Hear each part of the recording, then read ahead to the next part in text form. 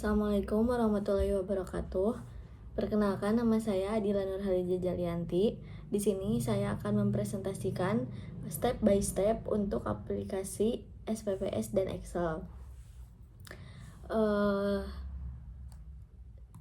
Untuk studi kasus pertama yaitu di sini saya menggunakan aplikasi SPSS sesuai dengan soal pada studi kasus ini. Kita akan menghitung nilai rata-rata, nilai median, nilai modus, hitung range, hitung varians, dan juga simpangan baku atau standar deviasi. Oke, yang pertama yaitu kita harus membuka aplikasi SPPS tersebut dulu. Nah, untuk membuka setelah membuka aplikasi SPPS, bisa langsung memasukkan nilai-nilai pada yang kita punya.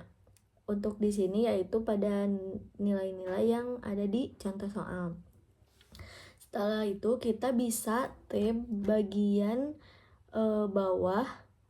Di sini ada tulisan variable view ini kayak gini. Setelah diklik, masukkan keterangan. Untuk keterangan di sini karena pada contoh soal itu jumlah kendaraan, di sini saya keterangannya memasukkan nama kendaraan. Setelah itu setelah memasukkan nama kendaraan, kita bisa lihat di sini bagian sini udah masuk dan mengganti. Setelah itu kita bisa klik analyze, lalu pilih descriptive statis. Ada beberapa opsi di sini, kita pilih frequency. Nah, nanti bakal muncul halaman seperti ini. Lalu klik tanda panah ini yang udah dilingkarin, dan data kendaraan tersebut akan berpindah ke bagian variabel. Setelah pindah, kita bisa klik opsi statistik. Setelah itu di sini akan muncul bar yang berisikan opsi-opsi yang kita butuhkan. Nah, di sini kita akan memilih opsi mean, median, mode, karena pada soal tersebut kita akan mencari mean, median, dan modus. Nah, setelah itu di bawahnya kita juga pilih ada standar deviation, variasi, dan range.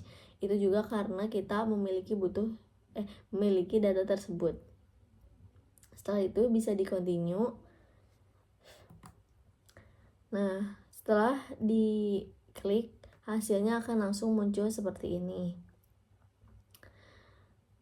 Ini hasil dari data yang kita punya di contoh soal, dan setelah diaplikasikan ke SPPS ini hasilnya.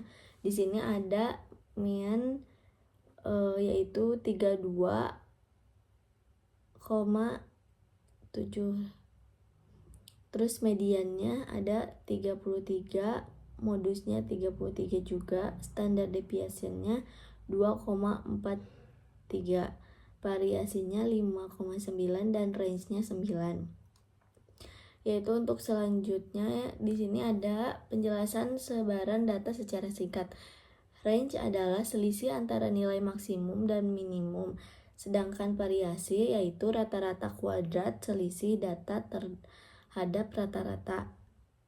Untuk simpang baku atau standard deviation yaitu akar kuadrat dari varians. Jadi sebelum kita menghitung standar deviasi, kita harus mengetahui variansnya dulu.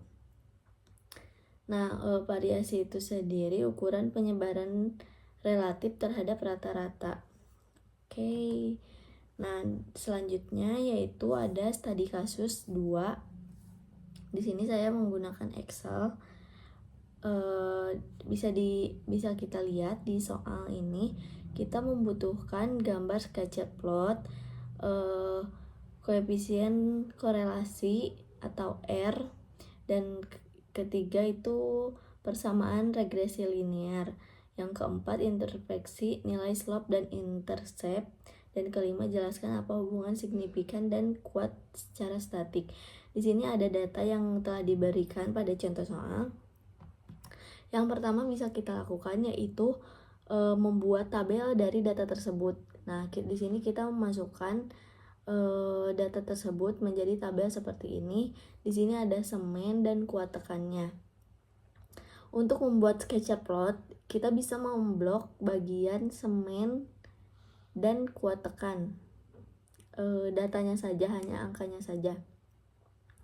Setelah itu kita bisa klik insert. Lalu di sini akan muncul sketcher. Di sini kita bisa pilih tipe mana yang kita butuhkan. Di sini ada beberapa pilihan. Nah, setelah itu akan langsung muncul seperti ini dari data. Setelah itu jadi scatter plot, kita bisa memilih tanda plus di bagian kanan scatter plotnya. Nah, di sini ada chart elements. Ini tuh untuk memudahkan kita apa aja sih di scatter plot yang kita butuhkan. Karena di sini saya butuhnya garis tengah. Kita bisa centang trend line sama untuk garis pada scatter plotnya yaitu grid lines, data label itu untuk angka-angka pada setiap titik. Oke, setelah itu, nah ini soal nomor 2. Untuk menghitung koefisien korelasi persen, di sini kita membutuhkan rumus, yaitu rumusnya sama dengan korel kurung buka.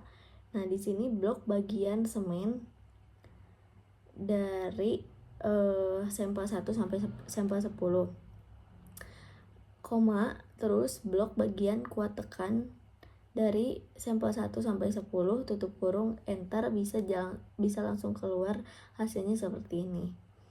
Nah, untuk soal nomor 4 yaitu kita akan menghitung nilai slope dan intercept. Untuk nilai slope yaitu rumusnya sama dengan slope dalam kurung buka sampel 1 sampai 10 dari semen, koma, dan sampel 1 sampai sampel 10 dari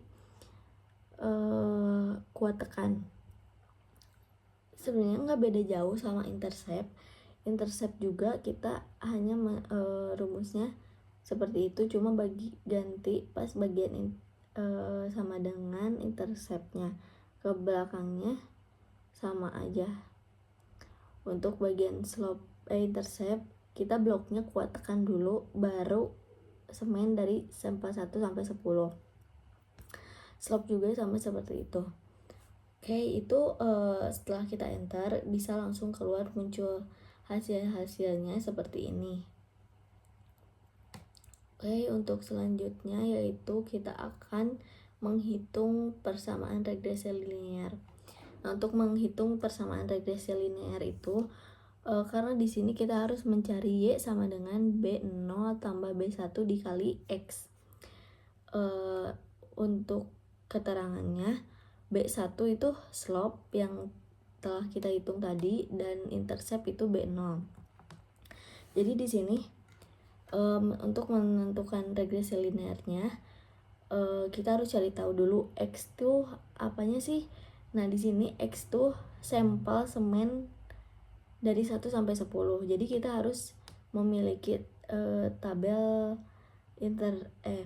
tabel semen dari 1 sampai 10. Nah, setelah itu untuk pengerjaannya cukup dengan blok kolom yang ini. Nah, di sini. Nah, untuk mencari ini tuh rumusnya sama dengan blok B0 yaitu intercept tadi ditambah B1 yaitu B1 slope dikali untuk kali di sini kita bisa menggunakan tanda bintang kayak gini, dan untuk X-nya yaitu nilai sampel semen. Jadi kita akan menghitungnya satu persatu. Tapi untuk rumusnya sama, cuma untuk X-nya kita bisa ganti dari sampel 1 sampai 10 pada bagian semen. Nah, untuk yang terakhir, soal terakhir yaitu ada hubungan ini signifikan dan kuat karena nilai R sama dengan 0,99, yang mana ini sangat mendekati dengan angka 1, jadi hubungan bisa diartikan sangat kuat dan positif. Nah, mungkin itu yang bisa saya sampaikan. Sekian dari saya. Wassalamualaikum warahmatullahi wabarakatuh.